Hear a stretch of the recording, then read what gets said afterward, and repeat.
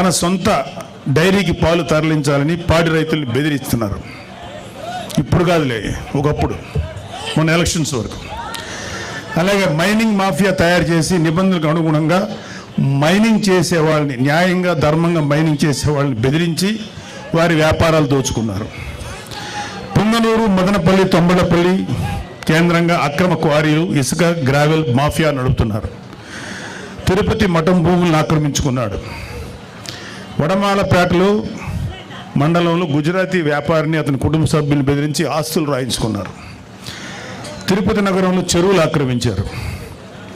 మద్యం అక్రమ దందా మొత్తం పెద్దిరెడ్డి రామచంద్రారెడ్డి కనుసన్నల్లోనే నడిచింది.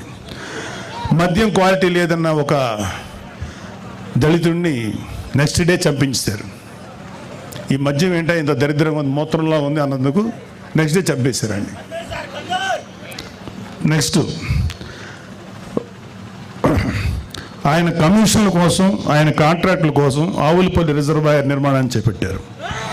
దీనివల్ల 100 కోట్లు నేషనల్ గ్రీన్ ట్రిబ్యునల్కి పెనాల్టీ చెల్లించారు.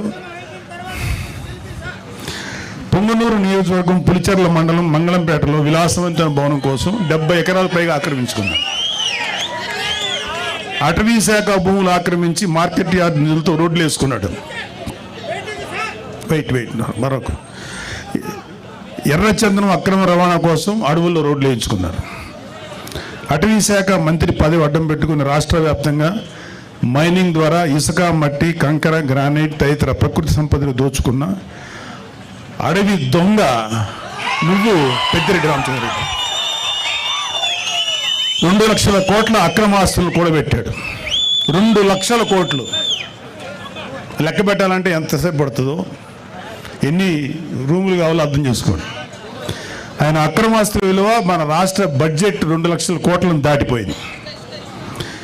మిమ్మల్ని గెలిపించిన అలాగే వైసీపీకి